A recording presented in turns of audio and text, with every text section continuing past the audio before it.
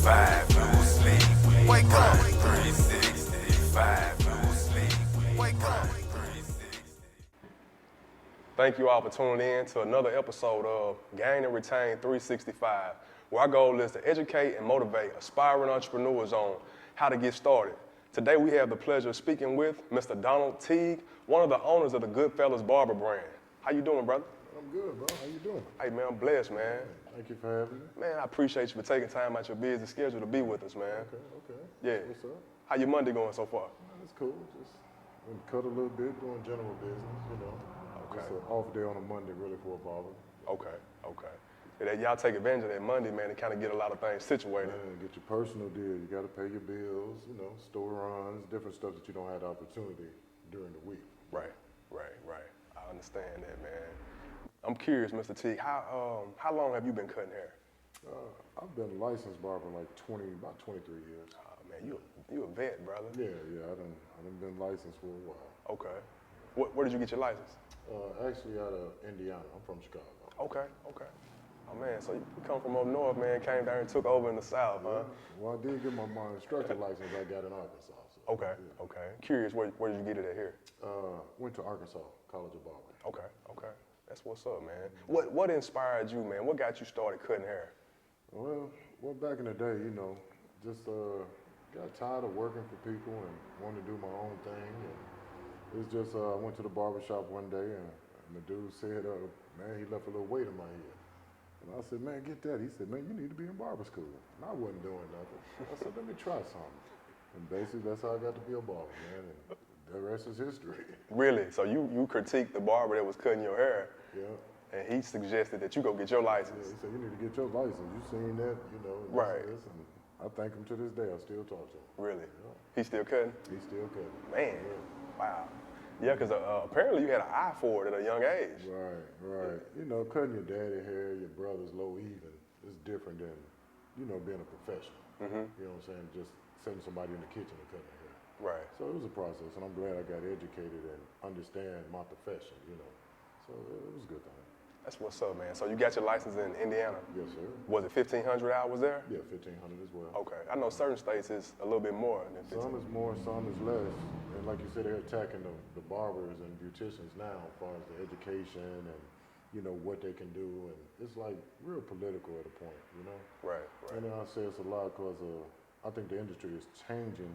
We make a lot of money. I think they need to file the money and show the money, you know? Right. And it'll be more sensible for the government can get more taxes out of what they're trying to do. Exactly. Because I feel like that's the reason they want to take away the assistance, because they know it's profitable, a profitable industry, but no one is showing the profit. Right. You know? Exactly. But I mean, I can only speak for myself. I've been there before, where I wasn't claiming everything I was making. Right. You know what I mean? That's true.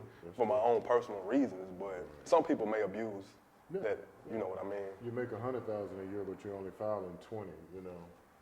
Yeah, and it come back and bite you in the long run when you want to purchase homes and vehicles. But you know, you made 100, you only claim 20, you got 80 to the good. You know, Yeah. but I guess it's it's pros and cons to that. Pros and cons of what you want to do. Right. It affects you, as you say, when you want to buy a house or get your car. Yes, sir. And you know, if you ain't filing the proper taxes, now you're gonna have to do other things to get the things you want in life. Exactly. Because you can't show for the money you made. Exactly. Man.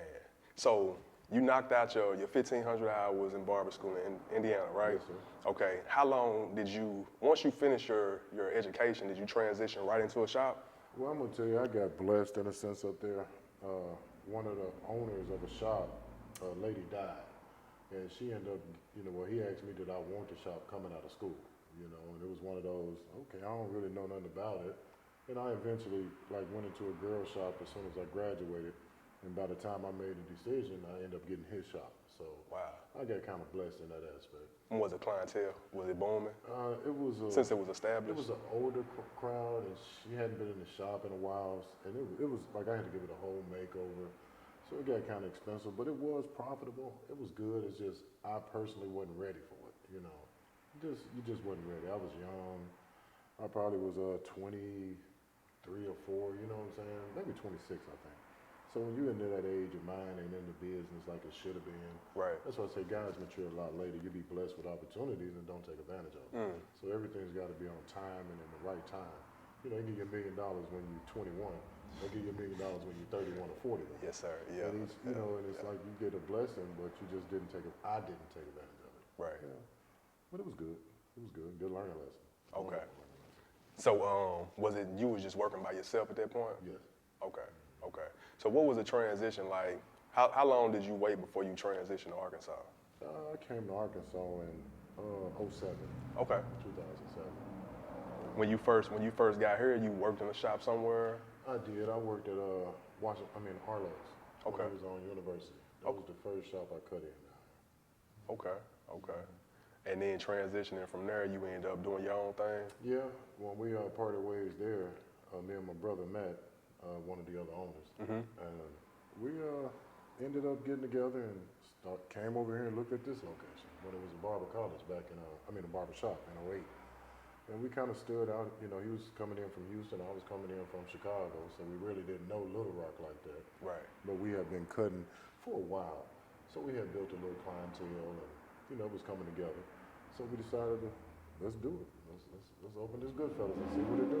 Okay. Okay. That's amazing, man. So when you guys first started out, how many other barbers did you have with you?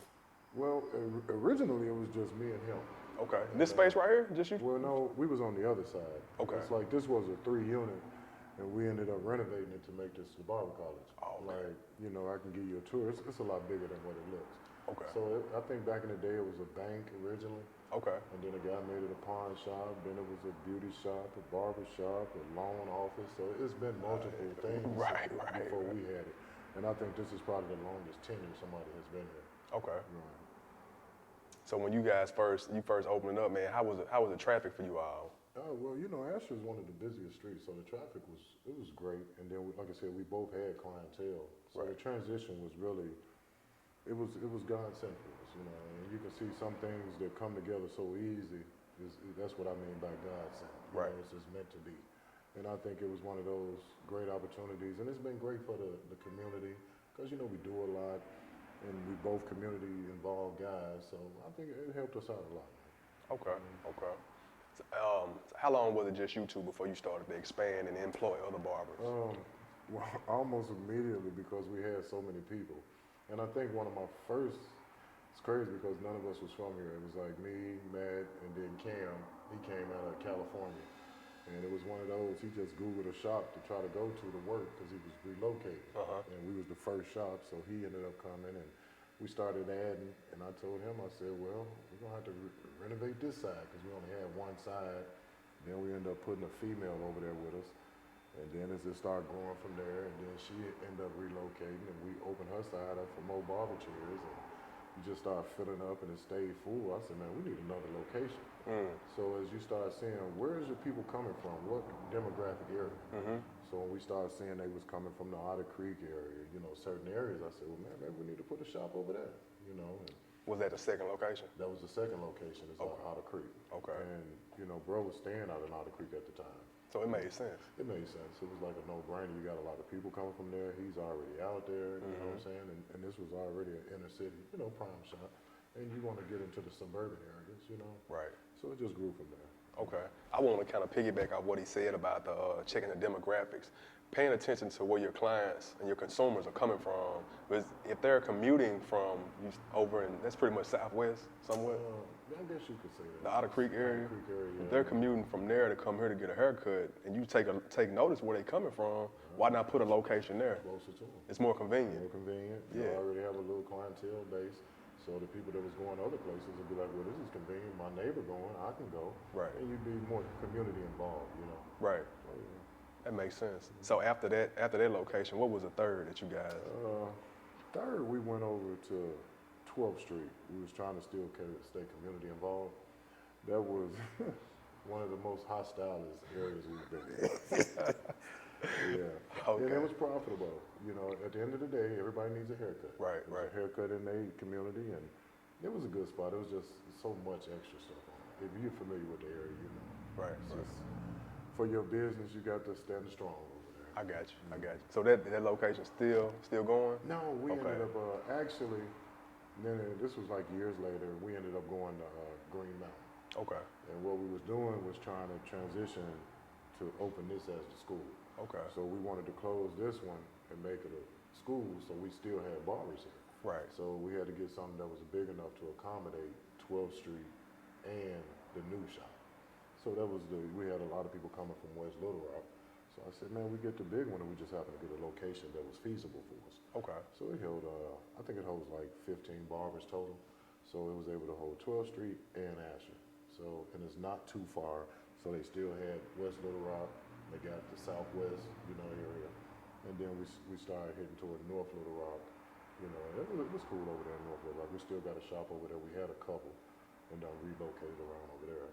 And so you just keep growing. As you say, your people see where they're coming from. They want to see you and give them a good brand. You're giving them good service and you stand in the area in their community and you always think, give back to your community, So I think that's what keeps us profitable, steady growing, relevant in the community. Yeah, y'all steady growing too. Right. Man, so what's your secret, man, to retaining your barbers, man? Because you guys have a lot of locations. Man, that's the hardest part. Is it? Yeah, and then see, like, even with going with the school, it's like we get a lot of the barbers coming out of school, the quality of cutting wasn't there up to par. I said, man, they coming in here, we need to get a school. We study got to train them. Right. So that's where we started. We both having to help, like, man, how this looking? Like, dang, boy, what they teach you in school? So I said, man, if we could teach them and be able to give them job placements, you're giving them a 2-for-1. You got multiple locations, So, and that's kind of like what really made you want to just get into the education part, and not to say none of the other schools, because now a minute I understand if a student come and don't want it, there's nothing you can do. Right. If the mama making him go, or rather do he want to go, and that's going to sometimes make your best barbers, and some need that extra push to be a great barber, Like I said, it's not just about cutting hair. You got to be able to give them the whole package. You know what I'm saying? You can probably cut yourself, but you'd rather have a good service over a hot towel and this and some good conversation. And so it's a total package. Yeah. Definitely, the experience matters, man. A lot. The experience, it stands alone. To be honest. So what ways do you keep your guys motivated, man? Because that same day in and out routine, man, of cutting hair, sometimes, especially when they're young, they don't really see the importance of being consistent.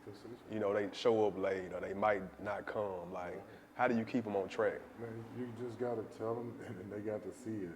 We say lead by example. Like, if you could say, I own this or I do this, but you see me still got to work ethic. I get up and cut every day. I'm going to teach. I'm going to do this. So if I could still do this and you see what it's showing the profit level, and now cuts is getting higher, that's your motivation. People now paying $40 and $50 a haircut. Right. Bro, we was in the game 10, 15. At 20, we thought we was good. Right. 25, you get people griping. Now they'll drop $30, $40 like it's nothing. Right. So if you're not motivated to be able to make what a doctor made, I don't know what motivation you need. You could get your own schedule. Right. And you be consistently to be here. If you tell a person, man, I'm going to work from 8 to 6, 8 to 4, 8 to 5, whatever your schedule be, do it every day. And the person know, I got to get there a little early to catch it. Right. But now they know the consistent of my barber's going to be there. Right. And we are professionals. It's not just, you don't look at it like, okay, I'm coming to work. And then I get the pleasure of being able to watch ESPN. I get able to fellowship with my brothers, talk junk, giggle, laugh. Right. And I'm making money while I'm cutting. Same time. So if that ain't the motivation, if this is the perfect profession for me. I'm from Chicago. I love to talk junk. Right. I love people. You Right, know what I'm saying? And shoot, I get to watch sports too. Right. And you get to find out what's going on. People give you free tickets to shows, and you get blessed in this way, and you bless people. So when I say it's the motivation is to be a barber. You're something special, and a lot of people don't really understand that. You know what I'm saying? It's not just about, I cut his hair. Man, I done cut that man hair, and now he done had kids, and I'm into his kids, and I was cutting his daddy and his daddy's daddy, and you're going through families and generations, man. So it's way bigger than what they think. So that, to me personally, should be their motivation to stay and come. Like we got, bro. The other day I had my maintenance man going to the mall. He up there at 11:30. He said, bro, it's 4 walk-ins in here. You had one barber. He said they was paying $40 a piece. Wasn't nobody there, but the shop full. So am I to make all y'all come in or make you get money? All I can do is give you a schedule. Somebody got to open on these days. Right. Now, if you're not motivated to go in here and get your money, if you just want to go and get your booth rent and make you a little shoe money, you ain't looking for mortgage and rent. Them my goals in life. I need me a mortgage. I want a nice house. I want a nice car. Right. I want to pay a car note. So my motivation is I'm getting up going to work every day. If I was working for Amazon, I'd go every day. You have to be. Then they pay $17.25. So I need to get me 8 people to pay me $30 an hour, so it'll benefit me more than being at Amazon. Right, right. You know, and if I say if I can get 8 people a day, you know, and they paying me $30, $40, I'm making way more than Amazon. Now it's on me. What do I do with my money? You know, they can't come in here with Jordans and Timbs and you want to buy this TV. Right. No, now you done spent your your mortgage money. You done spent lights and gas money buying this stuff. But when Amazon gave you that check for $800-900 a week, when you should be making $1,000 to $1,500 a week cutting hair. Right. But if you don't, you know, pay your bills and maintain your car, eat on a budget, you know what I'm saying? You won't see your money just like, you know, I'm tired of working for Amazon because you're waiting for this check for every week compared to you making money every day. Right. And people not disciplined with their money, they'll lose motivation being a barber. Cause you, How do you instill that in your students, man? I'm have people come in, we do business classes. I teach them how to start getting insurance early. I mean, that's why we don't just say the Ivy League, we don't teach you just cutting hair. I have people come in and speak to them. Financial advisors, how to invest your money. You know, just if you don't start it right here, and they still may miss it, you know, and get in there and still do the same thing. That's why I tell them, I say, bro, however you gonna get in that shop, you gotta start it right then. Because you'll get in there at 8 and people won't let you leave at 12, 1 in the morning cutting their hair. Right, right. I say, if you're not disciplined, man, I gotta go. Take your family values. You know, I'm going with my old lady, I'm going with my kids, and if you don't have that, I gotta give me some me time. And that keeps you well rounded where you wanna come to work every day.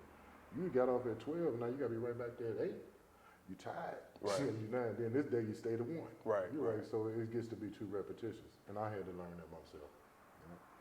So let me ask you this. So majority of your students, man, that leave here, do you guys guarantee job placement for them if they want it? We can if they want to come to us. We have some. I got some that graduated my school that's been with me and established, been there since they graduated, making good money. We got some that try to get their own. Some go to their friend or cousin shop. Right. And I don't just ask somebody to come to my shop. I tell them go look around and see what's comfortable for you. Right.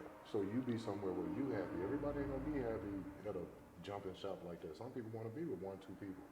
Like I could never see it. A lot of these new barbers like to cut in their suites. You know what I'm saying? But I'm more of a people person. You know what I'm saying? I don't want to be in a room with one person. It just gets too boring for me. Right. You know? Then I wouldn't want to cut hair. You know? Okay. It's the social part of being in a barber. You get to see the kids developing, learning who they are, learning how to deal with people. You find that people don't even know how to communicate because they so stuck in the Phones. Phones, Exactly yeah, right. Especially this generation. this generation. Yeah. So that's one thing, and that's why I get them in the chair, and not necessarily put your phone up, but I get a little conversation out of them. And you make them talk and learn how to communicate with people, and you see them growing as young boys turning into young teenagers, and teenagers into men. Right. And I just love it. I love my profession. So. I can tell, man. I can tell. I can sense the passion coming out of you when you talk about it, man. So let me ask you this, man. When you guys first got started, obviously you were already well known in the community, so it didn't take long to build a clientele. Well, no, because I guess when we was at Arlo's, we had a lot of our own clientele. So the growth was it was already there. And then once we put a brand of us with the GoodFellas, and I think that's just, like now you may say, dang, I got a GoodFellas over here. So you may, I'm gonna go check them out. You know what I'm saying? Instead of just saying, oh, there's a barbershop over there. Right. And GoodFellas. Right. You already know a little bit. So the brand, I think it got more established when we got the name, but we was established before the name. Where the name come from? Me and bro set up, and it was totally Matt Dillon. And we was talking about names, and he said, man, GoodFellas. I said, GoodFellas. GoodFellas Barbershop. I said, but it ain't no bad one. That's it. We loved the movie. He said he was inspired by the movie scene off of GoodFellas. Okay. And, he was in that barbershop. Yeah. So that was just one of the main focuses, and it was a nice little brotherhood, and, not the mafia, but just how the togetherness was. Right. And that's how we took it. So involved in the community, and that's us. We want to be some good fellas in the community. I like that, man. So obviously, like you just said, it's becoming a household name. Right. I mean, just about everywhere you go, you can look up and see GoodFellas. Right. At one point, you guys were in both malls in Central Arkansas in this area. And how did you create the awareness, man? Was it just the multiple locations that it just started to click, or what ways did you guys use to reach the masses? Well, we stay into the streets, as you would say. You into your communities, and that's one of the main things, being involved in your communities. I mean, as far as in the churches, we're gonna go cut, we're gonna give free haircuts. We're gonna be in the club doing parties. We're gonna be down giving a big old community give back. We're gonna give bikes away and free haircuts. So when you covering every aspect of your community, how your community don't know you. True. And we ain't out here like, give me no money. We doing free stuff, staying involved, and it's like you build your brand like that. Right. I don't know if you want your clothing line, your 3 for 60 show, whatever, you got to build it. You got to stay in their face. And then who else is, okay, well, we GoodFellas. Dang, he did an interview with them. Then you go to the next bump and you stand into your community. You may go over here to St. Mark's and get them like, man, how your church stay so relevant? Now you done hit the church. You done hit the barbershop. You go to the club scene. Now you done covered every aspect of your show Right. to whoever gonna watch it. Right. So now it's like, man, you seen do a podcast? Shit jumping, and it started building your brand. Right. And that's why I say, if you go, we can go to Dallas, I can go to Chicago, I can go there, but wherever you go, you're gonna have to get into your community. If not, you're just gonna, like Dallas, I love it because there's so many Little Rocks. It's like, man, you get into the suburbs, it's like every suburb is 100 and some thousand people, 200, 300,000. They got their own mall, they got their own this. Right. I said, man, you go down there and just, if you can build your brand there, oh my God, now you're tapping on into Austin and into Houston. Right, and, right, You know what I'm saying? You done took that state, just as if you say, I'm going to Oklahoma. Right. Do you start in Tulsa and ease on there, or go to Fort Smith and ease, so it's ways my thought Right. is how I want to ease into the different states. And you start getting into your region. Now your region, if your region is Arkansas, Oklahoma, Texas, Missouri, all your touching states, Memphis, now you got 3, 4, 5, 6 shops in each one of these big cities. But now it comes to your personnel. So now what I follow with, if I can get the shops, you bring you a barber college. Or you take your barber college and bring you some shops. Because now you're filtering your own people. You're training them how you want. You can hand pick you a few of the good ones. Right. The ones who's educated enough to run it and be a manager. So it's a way you start building your brand and how you get into your, just making it profitable. And then staying longevity. You open something one day and it's closed next year. What have you accomplished? You put all this money and blew it and it can't stay relevant. It's not going to serve you no purpose. Man, perfect. So, man, how was the process of opening the school? Now that there it's a long process, and it definitely gets on your meal table because you got to really foot this school for that whole duration. You know what I'm saying? And you're going to have a lot of students who's not getting financial aid, so you got to seek different revenues. You may take rehab. You pray you get you some veterans and military VA money. You know what I'm saying? And there's certain things, and you get your the $5, $3 haircuts. That's not really going to pay your bills. Right. You know what I'm saying? And once you start having to pick up staff and all that, then it's got to make sense. And that's a process. And then once you get accredited, it's good.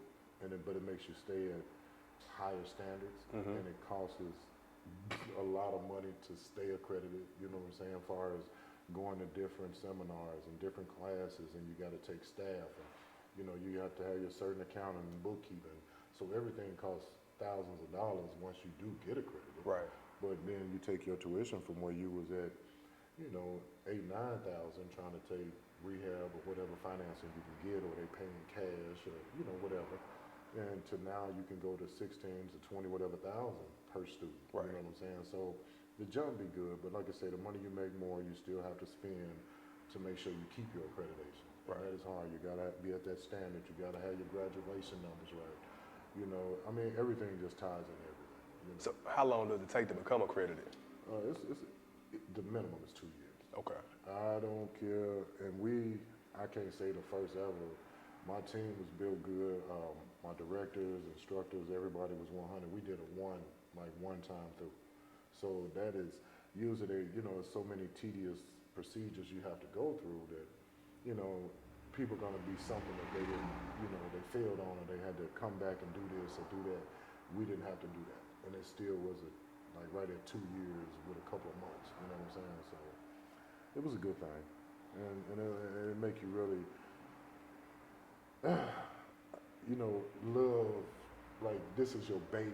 You know how you don't put so much into something. Right. Mine's done became, this is your baby. Right. I need this one to grow. Right, You know, right.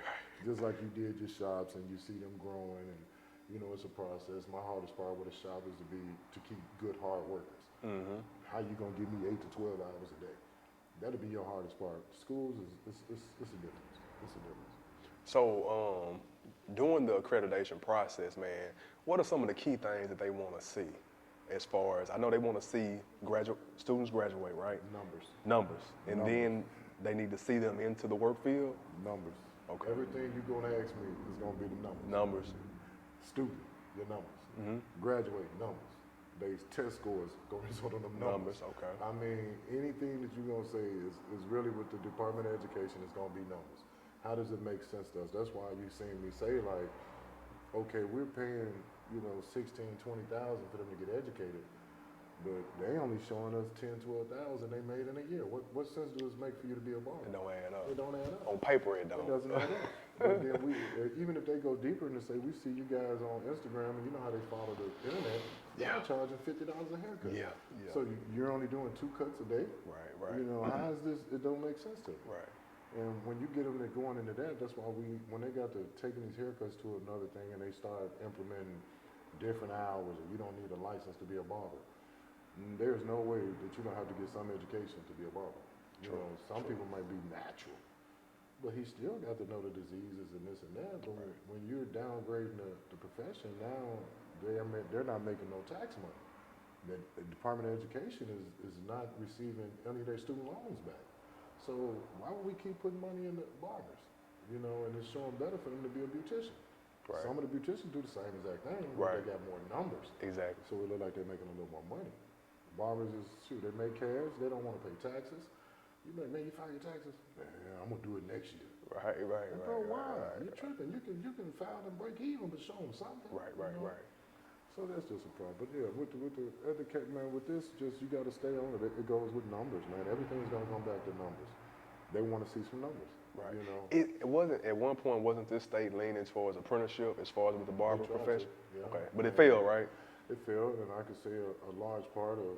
I can't just toot my horn and say me, but man, we caught wind of it, and like first, and they was like, they're trying to demolish barber and abolish it, and get into the apprenticeship. And I'm like, nah, surely not. So I ended up calling to the barber board, like asking him, had he heard? He's like, surely not, no. Come to find out they was. Really? And they was trying to slip it through legislature, and if you don't go down there and say nothing, Right. it gets pushed through. Right. And we caught wind of it and end up calling some schools and barbers and kind of letting them know what was going on, and they showed up in numbers, man. The unity was great. I wish I took, some of my guys got pictures. I can send you a picture so one day you can show that podcast of the pictures of how many of the barbers, and I mean, the unity was great. I mean, from up north, eastern Arkansas, man, they came from everywhere, down south, white, black, everything that had a barber license was there, because that's how important it was. That's amazing.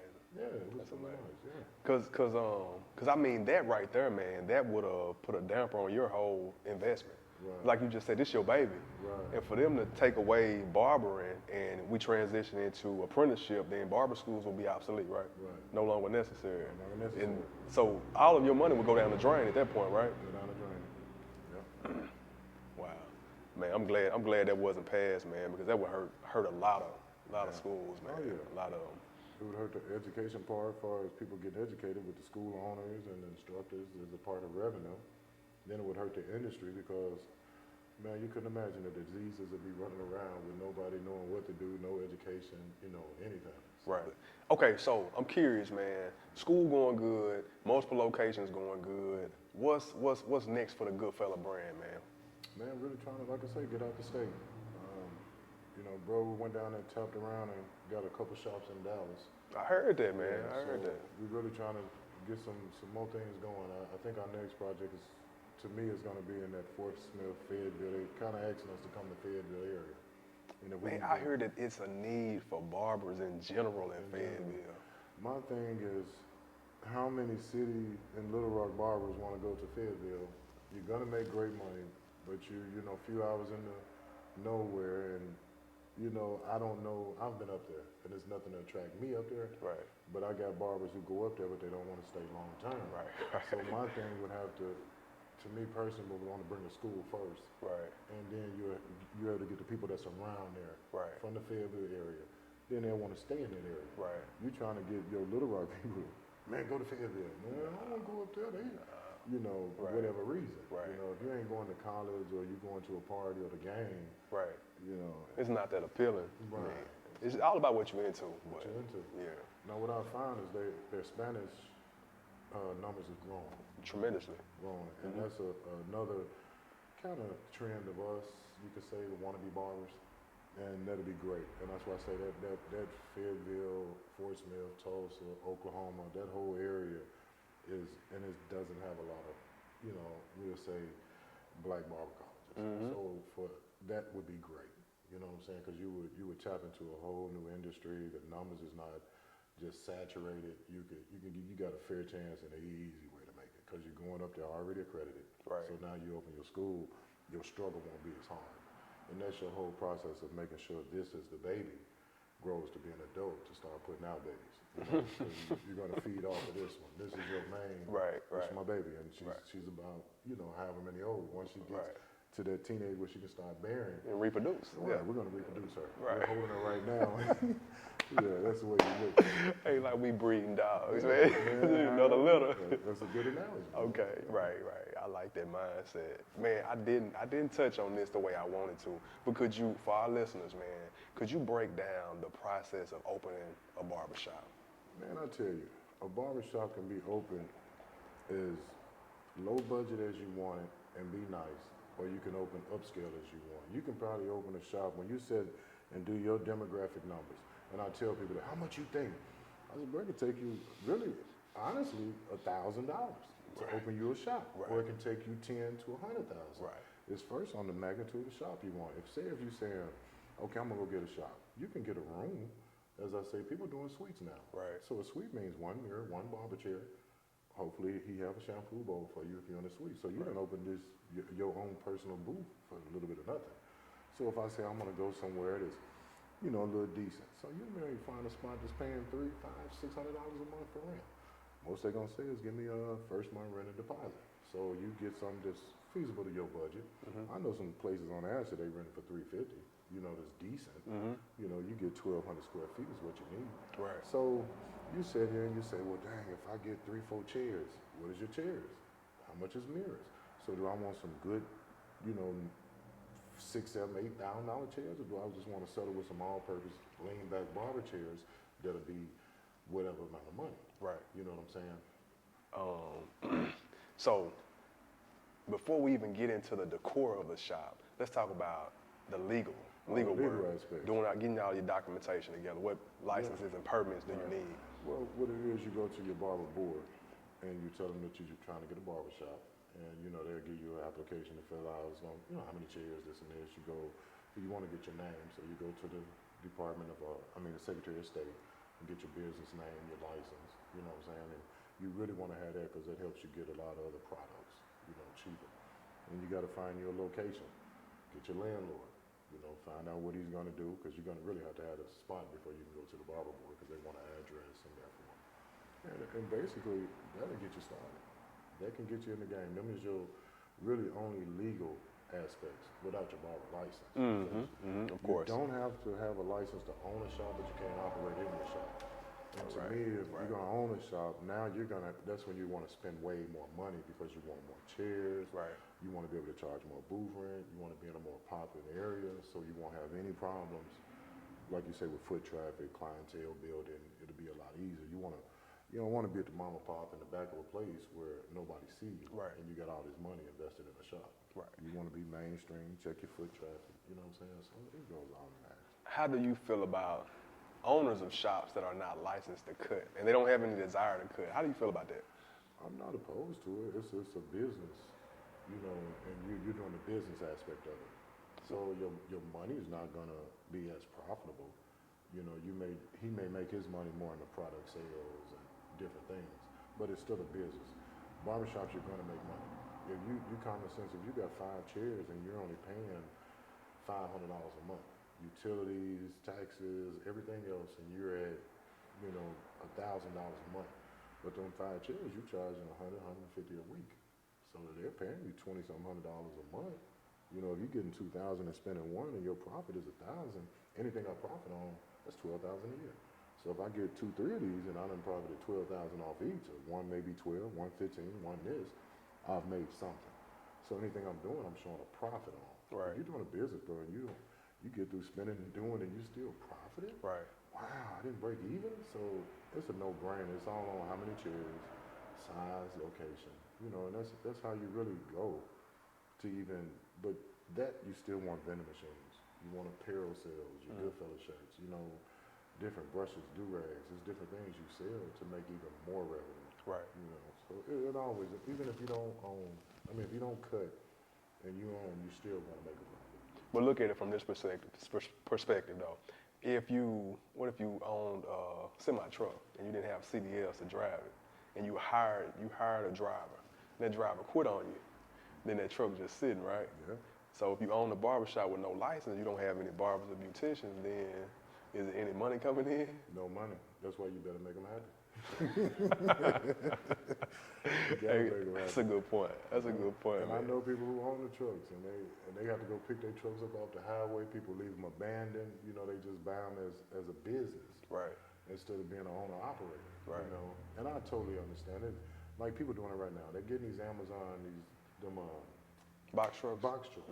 It's popping. Man, and sometimes I get a contract paying $2,500, but I'm gonna give you $1,000 a week.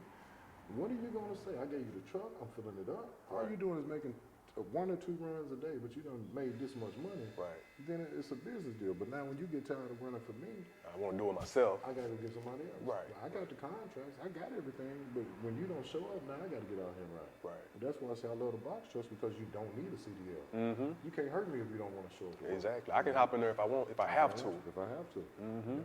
But I say that's just it's a business move. And when you're doing business and you make your business more dependent on people, then I feel you got to make people more happy. And if you just doing it for you, then it's different. You in there, you can do it what you like to do. Right. I don't need you, bro. I can sit here and pay this little $1,000 myself. Right. But if I'm sitting here and can't cut, bro, why you leaving? Don't go. Right. It's a little more. Well, I ain't gonna, but get on out of here then. Yeah. Okay, he gone now. I got to pay that out of my pocket. Exactly. Exactly. Yeah, so it makes sense, and I understand what you're saying. Mm-hmm. I was just curious on what your perspective was from that. So, man, how important is it to keep your barbers and stuff happy, man, and keep them working hard? Because with so many locations, man, you got to deal with a lot of personalities, right? Yeah, you do. Yeah, you do. So how do y'all do that, man? How do y'all work on keeping you guys motivated? When we were smaller, it was easy to hand pick them and see who could work with who. Now it's more trial and error. You're gonna go through some discrepancies, because if you with somebody 8 to 12 hours, it's gonna be some conflict. So now is this conflict where me and you can talk about it? Right. Or do me and you gotta go out back and wanna fight about it? Right, right. And then when you gotta kind of be able to peep personalities and how people are, and it's just like, okay, he gonna go so far, and he gonna get mad, so don't put them together. Right. He does, and it kind of helps. And like I said, we get buried, still get your trial and error, and it's communicating, man. We hold meetings. Before pandemic, we did a meeting every month. Every 3 months. With each shop? Each shop, and then every 3 months we'll do we might go to the changes. We done went to Cheddar's. We do a big spot, and we give them food and everything, and we do a meeting just to talk and see the growth, what we doing, where we at, being on the same page. Right. And I know Barbers don't do that. They don't even think to unify like that, but that's how we want our team. We more as us, family, working. Not just say, I'm gonna help you pay your bills and but I wanna be there for you and understand. And I ain't, like, if I get on your nerve, I don't wanna be picking at you. Just, you get around, what can we do for the shops? What can we do to make it better for y'all? People said this, they had a complaint over here. So we just have real meetings. Because first thing something go wrong, the first thing they're gonna do is call us. Right. You know what I'm saying? Right. So, and you kind of tell them, man, I got a complaint from you yesterday. And you don't wanna get on that. So I'm curious, exactly how much money do you guys devote towards marketing and advertisement? Just a ballpark figure, because to stay relevant in the market. Right now, we're probably at our lowest marketing, during the pandemic post. On the average, man, you want to be you want to be into that at least 5-10,000 a year, and that's going with flyers, cars. You hitting you some commercials here and there. You know, and I'm talking about with the school, and you can always go more. But when you get to doing a radio ad and trying to be relevant with the radio, considering people don't really do the radio, Right. then you're promoting your school as well. So to me, my biggest cost is flyers, cards, certain little things we print up, you know, for free cuts for the school or free shaves. I spend more in like stuff like that to hand. Okay. And I'm just now getting into more of the internet, you know, how you can do the Ads. the mass push out. I'm getting more into that. And it grows, you know, it's a new technology. And I'm 51, so some of this new stuff to me, I'm on hand to hand. Fly to fly or word of mouth, you know, that gets you where you're hand picking your people. Right. I keep my students, I make them keep cars like they're in the shop. Okay. I say, Barry, where you go? You promote yourself. You know what I'm saying? Yeah, I'm a student, I'm cutting. Let them see some pictures, you know. So I'm still one of them old school hand to hand is best, but now I see how Bookski and all these different apps and pushing it, notifying, I tell them all now, man, get your Instagram, get your Facebook, post your cuts, let them know where you at. Right. Man, they tell me every day, man, I booked an appointment off of this. Right. I'm like, it works, bro. Right. And that's something that we didn't have back then. Right. It's so easy to get clientele now. If you're not successful as a barber, you're not trying. Or your skills just ain't up to par. That's true. Because this era of the social media, man, I mean, you can reach the masses, so many with just Facebook or just Instagram. You know, you get enough likes and shares, and eventually the word get around. Like, man, go check him out. He cut over there at our stage coach at GoodFellas, and the guy, he cold. You know what I mean? And everybody talking about it. You know, just off of a post on social media. Social media, they go. Yeah. It's hot right now, and if they're not utilized, that's what you got. I tell them in school right now, man, do social media. Right. This is what I don't do social media. No, you weren't doing social media for the right stuff. Now all you want on your page is haircuts, hair products, stuff you're selling. You know what I'm saying? Right. All that extra who, she, and he, and they don't get on this business page. Let's change the narrative. You get you a business name and you construct your stuff as a business. You know, and this is my business. Everything else is over there. Right. I mean, this is my business. You take care of your business first. Right. And your business gonna take care of you. Definitely. Man, I'm curious, man, what were some of the trials and tribulations that you guys faced in the beginning? Because I know every business has to endure the rain. Man, being in Little Rock, as you know, it's an inner city, and to have so many different element of people in such a small city coming into the same environment, that was hard. One of our hardest challenges was to get the community to come together and not, oh, this so-and-so, and that adversity of so much street stuff. You know what I'm saying? And that was our adversity. When I say we was blessed not to have the adversity of, you know, your business slow. You know, you open the doors and it was the way because we had our own people. It's like, y'all come on, we going to the new house. You know, so it was an easy transition. I'd say my hardest adversity as far as financial business and this was transitioning the shop to a school and not understanding how much of a burden the school would be, you know.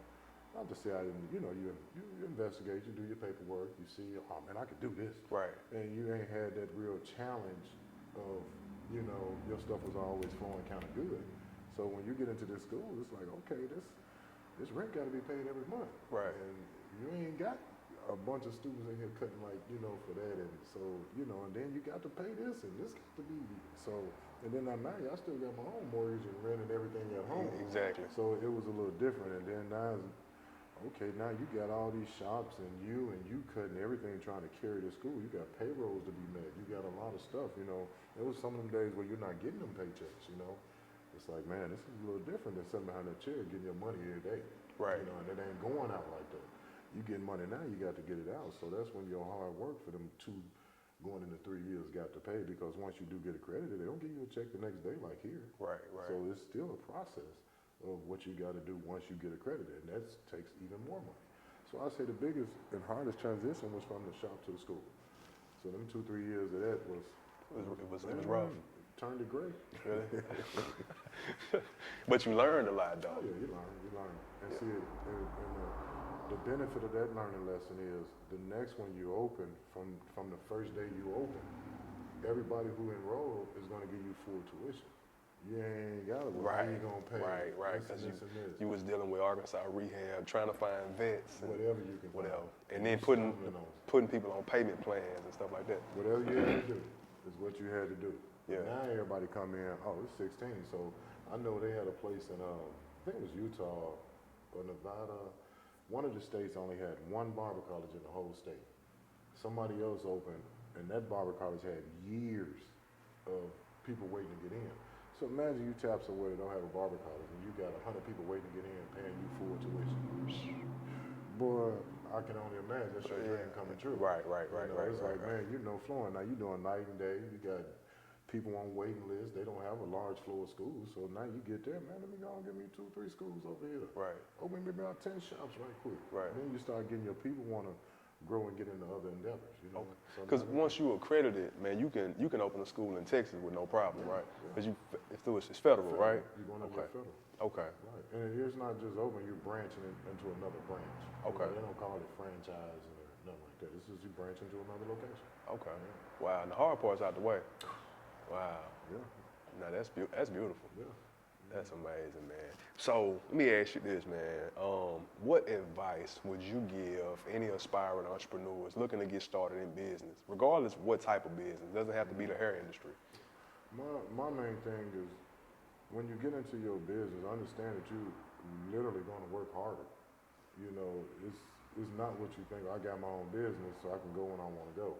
That would be the first sign that your business is not going to make it. You know, if you're supposed to be there from 8 to 8, then you're supposed to be at least get there at 7:38 and leaving late because you got to clean up and all that, and you got to get there early to prepare. Right. Now you can't be running in and out your business and opening, closing your sign, and I got to go here. I'm finna run out of town. I ain't gonna open for 2-3 days. Then there's no consistency in your business. You couldn't go to Walmart and not see them open. Exactly. You know what I'm saying? Oh, I'm going on this trip. Well, who's gonna open your business and run your business? You know what I'm saying? Like if I take a trip, I got a team. My school's still gonna run. You know, we still gonna be able to operate. Your shop's still gonna go. It's just like some people get into the business of being in the business, but they don't understand the work ethic that it takes to have a business. It's just a lot. So that would be my first thing. Make sure that in your mind this is what you want. Right. Because it's something that you're gonna do instead of going to work every day and they give you that paycheck. It's a big difference. Right. You know, if you say, okay, I'm gonna entrepreneur out and do this, but you still gotta have some type of stability in your money. And my money is come to work every day. And some people don't do it. I see it all the time. They open. You can imagine how many of our barbers has left to open shops. I've had some came back. I have some done cutting in other people's shops. Some done had multiple locations trying and just couldn't do it. Didn't have a good work ethic. And that's where it comes from. And that's in anything you do. It can be, like you say, getting trucks. If you get 10 contracts and you ain't got good workers, what you gonna do? Don't lose your contract. You're gonna lose them, yeah. That'd be my man. You gotta have a work ethic. Make sure your team, if it's a business that needs a team, make sure you get a good team.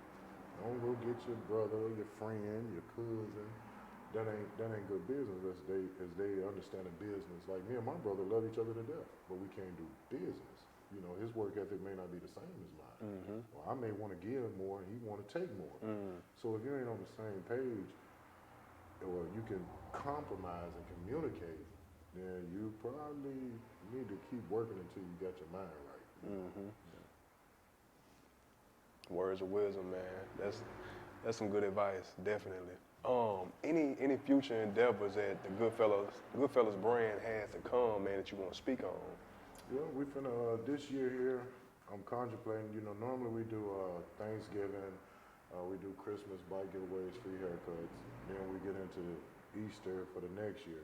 But we've like really killed our functions for 2 years ago post-pandemic. Right. And I think January, we're gonna kick it back off, make Easter. Like this Christmas, we're gonna do, there's something I wanna say, this Christmas, we're gonna pick 25 families, and I'll be putting the post on the list pretty soon. And we pick 25 families, and we make them baskets. We give them a list of what they want, toys, kids, names, ages, everything in the house. Okay. And then we hand deliver it to them, like I did last year. And normally we do a big feeding and a big bike giveaway. It'd be real big. Free haircuts. We feed the homeless. We do a nice one. But like I said, since the pandemic, we killed it for 2 years. So I say January, we're going to kick it back off, start doing because we do 4 community events a year. Okay. And I do Easter, we do a big Easter egg hunt. And June, we do a community barbecue picnic. And then we do Thanksgiving. And we're also fire because we do back to school free haircuts too. So we're just going to get back next year. I think the numbers has went down and it's a little more safer. And, you know, more people getting vaccinated. So that's about it. That's what's up, man. Community service is very necessary, man. I commend you all. I appreciate it. Yeah, man. You got to give back to receive, man. Oh, yeah. You got to. And not even with just those intentions to receive something, man. You should want to help somebody be better, add value to their life. Do you, what's the social media for the GoodFellas brand? Well, we're GoodFellas Barbershops.com. We're on Instagram, GoodFellas Barbershops, and the Barber College, the same. GoodFellasBarberColleges.com. Okay. So we're trying to, we tapping. We just really don't have just one social media. We run all everything independent as far as the shops and the school. Okay. And our community events, we just post them on the sites. I got you. Your contact information, man, if anybody needs to reach you.